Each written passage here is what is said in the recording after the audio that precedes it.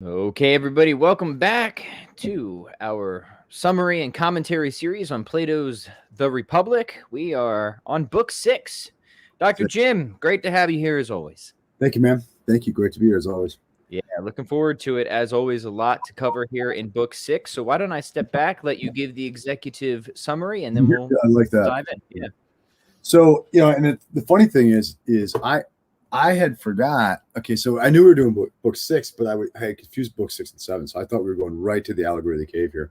We got to back up. Yeah. Back it up. But also, though, first of all, I want to say I'm very much in love with my what's going on in my kids' AP English composition class right now. So I'm not complaining about this teacher. Okay.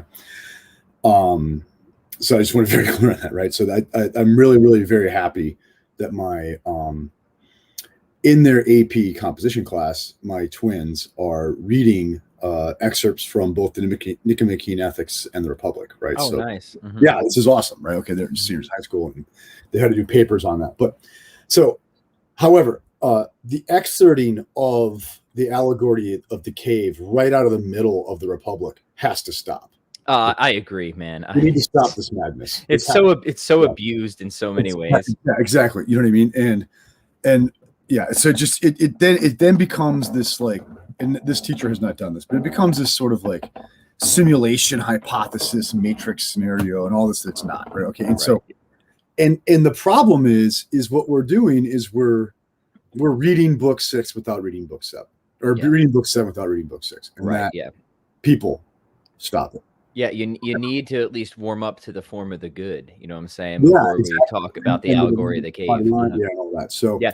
Hey, Jim, real quick, check your mic. It sounds like you might be on your computer mic rather than your headset mic. Let me check this. Sorry. Yeah, real quick. No worries. All right, and you had so graciously advised me to do the headset, so let's make sure. I mean, there it is, man. It sounds okay, but it sounded just a little bit. How's that? Different. I think that sounds a little bit better. How's that? Sounds fine, but you're also closer to your computer, so it's good enough. Good enough for the government work we're doing here today. Okay. Oh, I've got it. Let's see. It should be good now. Yeah, sounds all right. Good. All right, good. Yeah, so you make a good point. I mean, like, there's so much to say about that. I mean, obviously, most people who've never even read any Plato are probably familiar vaguely with the allegory of the cave. But you're right? Is like, I think the significance of that can only be properly appreciated, certainly in relation to the whole, but absolutely, definitely in relation to book 6. So yeah, and also this isn't just like me grouchy old man stuff. It is, but it's not just that. Right? It's not just that. It's not just that. And it's about like what education is, and which is not a theme ancillary to the Republic, as we're going to see as this unfolds, and just maybe like things like you and I might have concerns about in higher ed in things today, right? Right. And that. You know what I mean? Like a little bit of sophistry, something like that. Yeah, because here's the deal. When and once again, Mrs. Newman, I love you. Okay, so I really love what you're doing. This is not directed at you. This is not directed at you, Mrs. Newman. Right? I love you. I love what you're doing for my children. Okay, so, but I mean, the thing is when I pull out a piece of a text and teach it, I am less responsible to the author of that piece than I would be if I taught the whole text. Yes. Right. Like, so if I teach the allegory of the cave in the full context of the Republic, then I'm responsible for what happened back in book 6, not just what happened in book 7. Right. Do you know what I mean? So it's like the more we excerpt, and I find myself like looking back on the way I used to teach philosophy, I would do lots of excerpting and like sort of like arranging the course with bits and pieces of things to make it come out the way I wanted it to. Right. Yeah. Well, was that philosophical education, or was that sophistry? Was that me, cut and pasting my own narrative of the history of philosophy to make it come out the way I want it to come out? Right. Yeah. Whereas, just using this book as an example, as we talked about last time with some of the things that go on in the Republic, this is an ill-behaved text from an ill-behaved author. Right. Okay. And most really good books are very ill-behaved from very ill-behaved people. Indeed. And in as much as we are not just pulling out our preferred, easily managed parts out of that overall context of ill behavior, we're making the class about us. We're making the discussion about us and what we want this thing to say, not what it's actually saying to us, right? Mm-hmm. So the more I go on, the more I'm like, no, we're going to read the whole book, and I can't control the outcome. Yeah, and I love that. I mean, come on, like, you know, children they're not stupid, right? I mean, my son he's not that old, but he just read the entire Gospel of Luke. Yeah. Like, the Republic is not, like, I'm not saying that, you know, look, even Jim, like, both of us are still learning from the Republic, but it's not a hard thing. It's not a hard thing to read through, right? No, like, it's just not a difficult project. There are some books that are just hard to read through, little and understand. Republic might be something that might be difficult to understand and might require lifelong study, but it's not hard to just read. Right. Exactly. Yeah. So like, if you're gonna do something with the Republic as an educator, just assign the full book. It's not that big of a task, right? And as you know, what's probably more likely the case for most of our good listeners here, you as a self-educator, assign yourself the whole book. Right. Read the whole book. Yeah, exactly. Spot on. And so and this is the case, because, you know, I was all ready to jump to the Allegory of the Cave, but no, we have to do the real work, which is back in book 6. Book 6, and there's a lot of great stuff in book 6. Gets a little bit weird. It's weird. It's weird. I love the weirdness, right? Like, it takes a turn in book 6. We took a couple turns already, but I mean, it starts out with a lot of well, you give the summary and then I'll chime in. Yeah, by all means, and feel free to jump in at any point, right? Sure. We're doing the dialectic. That's right. Yeah. This is our way, right? Right. And so what do we get? So back in book 5, where we left off, we were told that, you know, the philosopher doesn't want opinion, the philosopher wants knowledge, right? And really what this is all stemming from is, you know, we're told now that look, even among the Guardian class, there's going to have to be a division, a hierarchy there too. Okay. And there'll be some of the Guardians are going to be a little more martial, or they're young yet, right? So they're still in the you know, the procreative and fighting stage of life, and not up to the philosophical stage of life yet, or that's just where they're going to like peak out, right? So we're told now, within the educational system we have for the Guardians, we're going to have to differentiate there between the auxiliaries, who are going to be the more martial types, and the Guardians per se, which are going to be the more philosophical, musical types, right? Okay. And so now we have to distinguish that, right? And you can think of, like, just in the Greek mindset, like there was just awesomeness, right? And awesomeness was like wrapped up with both cultural, intellectual, and martial awesomeness, right? Arete, virtue. And now Plato's recognizing, but okay, so we need to kind of tease that out and ask who should run it, right? And he's saying, clearly we want the philosophy types running it, not the martial types running it. Because let's face it, you know, when the martial types go wrong, it's not good, right? Okay. So now that's teased out, and then this is in the previous book, and so now, okay, so what is the philosophy type after? The philosophy type is after not opinion, not belief, but knowledge. Okay. And what is knowledge? Well, we're told basically in book 5 what it's not, right? And so what is opinion? What is belief? It's that which is concerned with becoming, right? So the object of the state of belief is becoming. What's becoming? It's those things that both are and are not what they are, right? They both are and are not what they are. And, you know, my stock example on this is always, so my wife is beautiful, Jennifer is beautiful, okay, but also the sunset is beautiful too, okay? So there's a sense in which Jennifer both is beautiful and isn't beautiful, because she's not a sunset, but sunsets are beautiful, right? And the sunset is both beautiful and not beautiful, because none of them are Jennifer, right? And so the idea is like, you can't define beauty by Jennifer. You can't define beauty by the sunset. So whatever it is to be beauty, it's not to be either of those two things. Okay. Beauty is that which, when seen, pleases. Yeah, exactly. Right. That's Aquinas' definition. Yeah, exactly. Right. And so, which is a beautiful definition, honestly. It's a beautiful definition. But beside the point. Sorry. No, well, yeah. But the thing is interesting thing there is like, one, and neither, like, both of those things are that which pleases by being seen. Okay. But also, they're very different, right? So if you ask me, what is it to be beautiful? I can't show you either of those things. Yeah. Right. And I can give a definition like that, which it pleases to be seen, but note that is ultimately at the end of the day trivial, right? It begs the question, okay, which things? Okay. And so what does the philosopher wants? He wants that definition, but in a way that's non-trivial. Yeah, yeah. And this is interesting because don't let me get sidetracked here, but this is what's really interesting about the principle of analogy and the way Norris Clarke thinks about it, because he's like, in order to sort of capture it, you really kind of have to run up and down or across the chain of examples. And there's really kind of no other way to do it, right? No other way to do it. But this is not, I mean, so I know you rightly really love that book, The One of the Many, right? Yeah. And what are we talking about? We're talking now about the problem of the one of the many. That's exactly it. Yeah. And The Republic is a book about the problem of the one of the many, right? And, it is the problem. It really is. It is the problem, yeah. And if you have the good fortune of reading Father Clarke's book, right, he'll tell you, hey, by the way, The Republic, Plato, it's about the one of the many, right? Yeah, so you're exactly right. And maybe, and eventually down the road, as our discussion, analogy can come up and solve this. But Plato doesn't really seem to have a notion of that. No, right? No, he doesn't. He doesn't, yeah.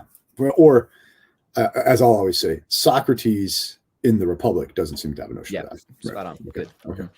All right. So that's the end of book 5. We're like, okay, so we want this knowledge and we know what it isn't. Okay. It's not opinion. It's not belief. Okay. Then we go into book 6, right? And then in book 6, we get, okay, like we're asked, like, what does the philosopher love? Right. Okay. That's the kind of like what the question that it begins with. And, there's this obvious, like just by the etymology of the word, philosopher is the lover of wisdom. Okay. But, we don't go quite that trivial. And we're told at the beginning what the philosopher loves is that which is. Okay. And that's being contrasted with that which is and is not what it is. Right. So the philosopher doesn't love becoming, the philosopher loves being, right? That which is ultimately stable. Right. Okay. And then we get, one of many places where the question comes up, like, what is the philosopher's relationship to death, right? And basically what you get in book 6 here is the philosopher doesn't care one way or another, right? Because the philosopher is concerned with what is, not what becoming is, and death is an issue for becoming, not for being, right? So the philosopher is aloof to this sort of thing, right? Okay.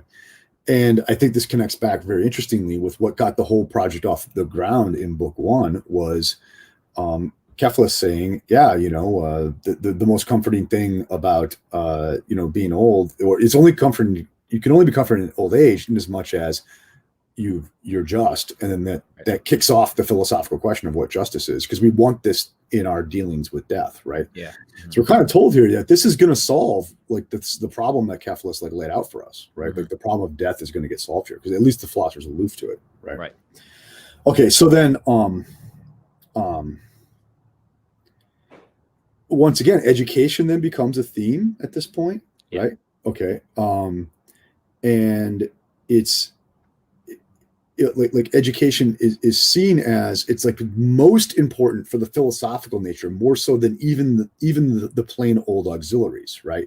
The guardians have to be educated the most carefully, right? And I think this is very apropos for us, right?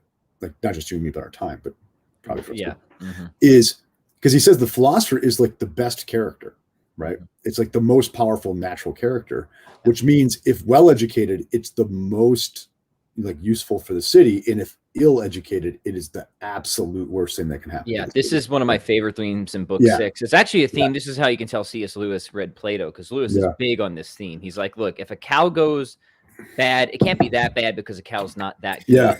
If a man goes bad, it's really bad because a man's a lot better than a cow. If an angel goes bad, now we're in trouble, right? Yeah, all of being will fall. Right. Yeah. So, and this is clearly being derived from, I think it's just pretty obvious he probably pulled this from the Republic, right? Because that's, but Plato's more focused on man, just man, right? But the idea is like, essentially, the better a man is, either the better or worse he can be. Educate, and for this reason, the upbringing, the development is going to be absolutely critical. Yeah, right? And and so it's sort of like my sister's take on pit bulls, right? Is they're wonderful dogs because you can train them to do whatever you want them to do. but you could train them to be really awful too, right? Or you could train them to be really great. And it's so not, that's the problem. Right? It's not like it's not like a Saint Bernard, right? You know? Yeah, exactly. Yeah, yeah.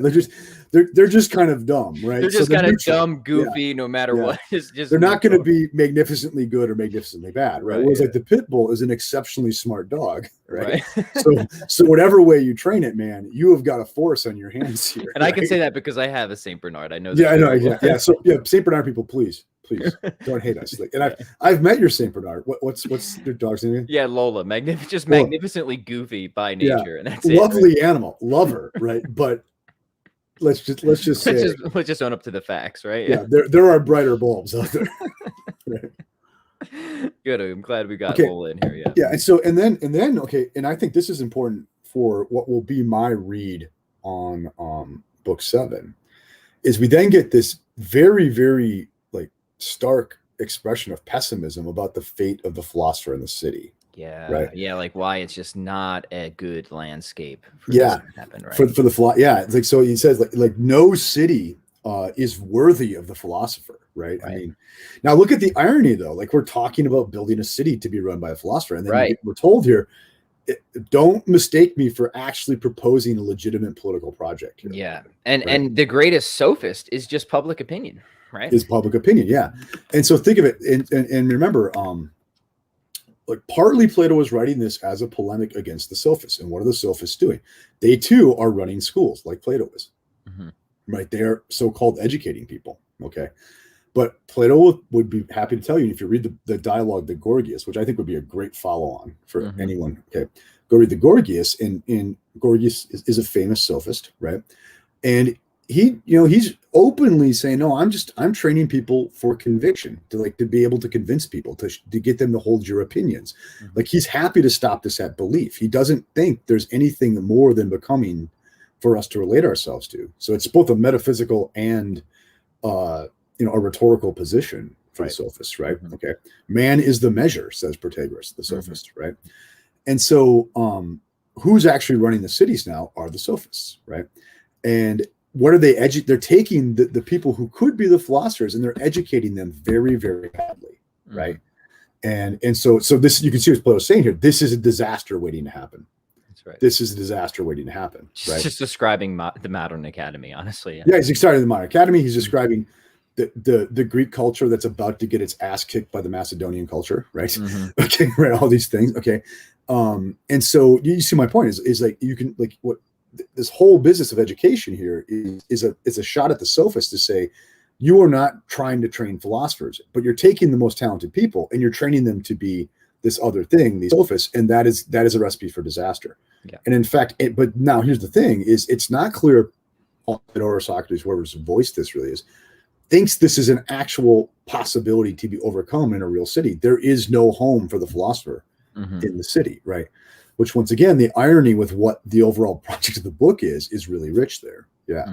Right. Yeah. And for people who aren't picking up what you're laying down, again, it's the idea that, let's just grant that this might not be practically feasible on a large scale. So why are we even bothering to do this? Well, it's a sort of blueprint for your own life. That's going to be the takeaway, right? You're going to run yourself like a dictator, a philosopher king dictator, right? Yeah. No, I think that's really important. So you get all these people like Karl Popper who like claim that Plato is this like terrible totalitarian and stuff like that. And I said, well, you have a truly truncated understanding of the Republic if you think that, right? Because he's telling you again and again and again, do not take this seriously. As a political program. It wouldn't work if we tried it, and it's not clear that it would. And it seems to be like he's indicting himself as not having full knowledge, which is it's an act of humility, right? Right. And moreover, I challenge anyone to tell me that I shouldn't run myself like a dictator. Myself, not my family, not but myself, right? Like, don't you want reason to tell your passions like where to go, right? I do, right? You know what I mean? Right. Yeah. Yeah. Amen, brother. Amen. Amen. Yeah. Amen. Right. Okay. So, all right. You then get this, like, what I think is a very, very interesting thing where, we run through our virtues again, right? We've already been told what, like we know what prudence is, and we know what class of people that's associated with, and what faculty the soul is associated with. And then we get, what courage is and what faculty of the soul it's associated with, and we get temperance and all that. And then once again, it's reiterated that justice is this meta virtue of them all, right? But then we're told that even there's something greater even than justice. There's something even greater than the 4 cardinal virtues, right? And this is where we first get our encounter of the form of the good, right? The good here, okay? And you could look at this, through kind of the logical, metaphysical approach to it. So justice is greater than the other 3 virtues because it's the meta virtue. Like you can say of courage and prudence and temperance that they are just, therefore they are participants in justice, right? Okay. But even you can say of justice that it participates in being, right? So even being will be greater than justice, right? Okay. But then Plato seems to have this view in mind, but being is good too, right? You can say of being that it is good, right? And therefore, even greater than being is the good, right? Okay. I think the fact that he, and it's very explicit in the text, that he uses the sun analogy to explain what he means by the good is really important here, because he says, look, there's the things that we can see, okay, and then there's also the light by which we see them, okay, and there's no seeing without the light, okay. So what is the greatest thing? It's not the object seen, however great it is. It's the source of the light by which we see. Right. It's that by which. That by which, right? And so it's interesting, like you can see, it's very important, I think, for understanding all sorts of later philosophy, especially even like Heidegger and stuff, is the good isn't one of the things to be seen. It is that by which things are shown to us. It's what reveals to us the other things, right? Do you see that? And, what the heck we mean by that? Well, that's going to be hard because he's saying it's beyond being. It's greater than being, right? It's, in a sense, before being, I am, right? Okay. Right. And it is that which sheds the light by which other things can come to the fore for us, okay? Plato goes out of the way to call it the good, okay? So our relationship to it is a kind of attractiveness, right? We desire it, we look to it, right? And it seems like saying that, like, what reveals everything to us is our quest for meaning. It is our quest, for what is best, right? Yes. Okay. But it's only in as much as we have a sense of what that is that any of this stuff can be shown to us, right? You see that? Now that would then seem, though, in as much as we see anything at all, the form of the good is already implicit in our like cognitive package, and it's a memory, right? Right. So it all folds back into the doctrine of recollection. Yeah. Excellent. Very, very good. Right. Yeah. I'm trying to think of, there was one quote I had back on the point about education, but it's kind of a long, windy paragraph. I'll save it for now since we're kind of moved beyond that. People will probably read it. They don't need us to read the text now. You better read it, right? Yeah, you better be reading. This is just to supplement the homework assignments that we're giving you there. So, Jim, let's finish with this because I know we have to hop over to another stream and do some Q&A. What is the key takeaway, do you think, from this chapter that people need to keep in mind before we get to the allegory of the cave in book 6? I'm sorry, book 7. Yeah. Okay, I think the political pessimism is key, right? I think the form of the good is that by which all things can be seen, but itself cannot be shown, right? Is important. Okay, the divided line is very important. Okay, because as we're like, which we didn't go into, maybe we will here, but because like really the allegory of the cave is sort of, it's a cartoonish explanation of the divided line. Right. And real quick, for people who aren't familiar, the divided line is Plato holds to these two realms. We have the physical realm and the intelligible realm. So this is where we start visible versus the intelligible. Yeah. The visible versus the intelligible. Yeah. Right. Good distinction. And, this is sort of, I guess, where we get a taste of what has later become labeled as extreme realism. So, and one of the things I find really important for our current situation about the divided line is the bottom end of it. Okay. So you're like at the very lowest level of reality for Plato, you have pure images, like they're images that are created by us, right? They're artifacts, right? And even more so artifacts that are imaging artifacts. Right. And then next up from that, you have like natural objects, and then you get into the universals and the forms, right? So my best explanation of why Plato has such a low view of those stems from, I don't know if you've ever been to spending time in the Twin Cities, okay, but there's a very little time. There's a bunch. It's really a fun tradition in Twin Cities. There's a bunch of concrete statues of the Peanuts characters throughout the Twin Cities. Okay, just on street corners. Well, Milwaukee has the Fonz, so yeah, there you go. Yeah, and so the thing is to go around town and get your picture taken with as many of these statues as you can. Right? It's fun. Okay, so I'm not afraid of a good time. It's right? fun. It's fun. Okay, but I remember when I lived there for a year, getting my picture taken by that statue, and I thought, okay, this is what Plato would call nihilism. Okay.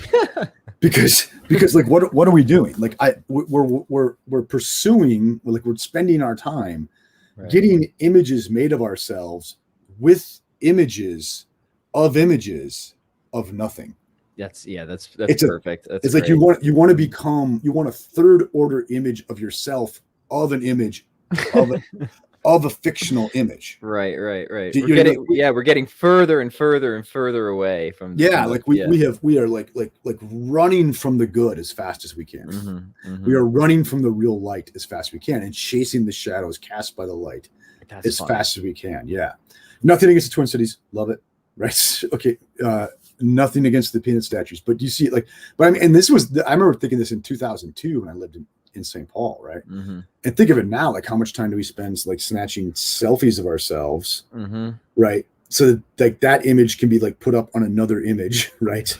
Yeah, and so it's like we are turning from the real and only looking to the simulacrum of the real. Yeah. That is all right. So that's a great note to end with. Stay tuned, friends, because book 7 is obviously the famous Allegory of the Cave. Really pumped for that. And join us because we're going to end this stream, and in about, I don't know, give us 5 minutes. We're going to kick up another stream. We're just going to have a chill jam sesh Q&A. We'll see you guys there. Peace. It's Friday, man. It's Friday. We're going to have some fun.